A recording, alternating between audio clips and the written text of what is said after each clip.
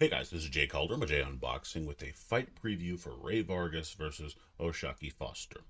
And of course, we're going to start off with a little bit of fight info here. This is taking place at the ALAMODOME in San Antonio, Texas, airing live on SHOWTIME. This will be in the junior lightweight division with the vacant WBC junior lightweight title on the line.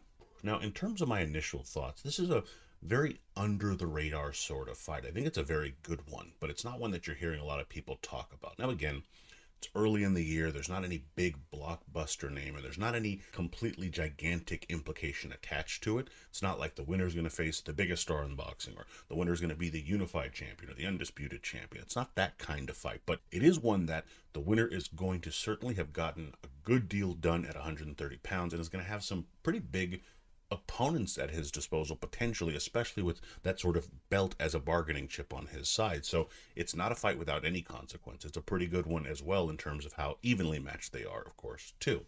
With Rey Vargas, it's definitely someone you have to look at saying he's getting things done. He's attempting to become a three-weight world champion, which again is, one of these things where there's so many titles around that it's hard to give everyone credit for it, because it just feels like anyone can snatch up gold at this point. But still, when someone's going from fight to fight looking to pick up championships, you still have to commend the guy pretty well for that. It's a nice, solid thing he's trying to add to his resume, and he's an exciting fighter, so why not? With Foster, you're kind of in a, interesting spot as well, maybe even a tough spot, some might argue. But it's a winnable fight. It's something that really could be a coming out party for you if you're able to get it done. You just have to go through somebody who's going to be there, ready to fight, ready to trade, ready to engage, who can make the fight look ugly. And if you lose this fight, you're certainly going to have a much tougher hill to climb to try to get back into this kind of position. So certainly a lot on the line, and those are kind of the initial thoughts I have, where there's certainly quite a bit of stakes in this particular fight for both men involved. And, in terms of specific stakes here, obviously it's the gold at 130 pounds, but it's also just the chance at being in bigger fights with the likes of Oscar Valdez, a former champion at the weight, or Shavkat Rakhmonov, a current titleist at the weight, or Joe Cordina, who was stripped of the gold due to injury and will be facing Rakhmonov soon. So you have so many different options, and these are all kind of exciting or interesting or close to pick'em fights for whoever comes out on top in this particular encounter. But also for the winner, there's kind of an interesting position you find yourself in, because this fight will be taking place pretty early in the year. So it also means you have much of 2023 to build upon this win and get some things done. You could have a massive unification bout in the summer, or a big coming home fight in the winter if you're able to get both of those fights in your favor. You have options, is my point, and you have an ability to stay active in meaningful, significant fights. And that's obviously a win-win for both fighters and fans alike. And of course, at stake for Vargas is your kind of reputation as that fighter who's unbeaten, who wins championships, finds a way to get it done.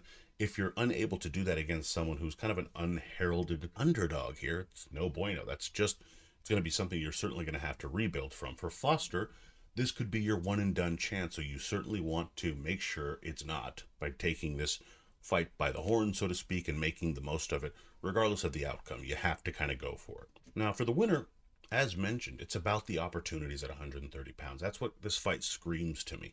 I don't want to repeat myself on it, but it's just, that's what seems to be the most apparent thing to me. This fight is not necessarily the fight that's on that big stage, but it's the key that opens that door for both, especially for Vargas.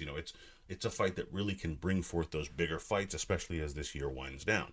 And as I mentioned, for Vargas, it's even more apparent. He's got the Mexican fans behind him, an exciting style, a bit bigger of a name, an easier sell for the other names at junior lightweight to want to kind of compete against. He also has a weird style where he just looks beatable. There's going to be a lot of guys at 130 pounds who think, yeah, I can take this guy. This is a guy that I can beat, and it makes it easier to make fights as a result of that. So he's going to have a lot of other options if he's able to win. For Foster, this might be his only ticket to getting those kinds of fights. Without the belt, he might be too high a risk with not enough reward. He needs to win as a result of that. Now, again, if he gets blown out or knocked out in a few rounds, then it really wasn't going to matter. He's probably not going to be a player at this particular weight or in the sport, potentially.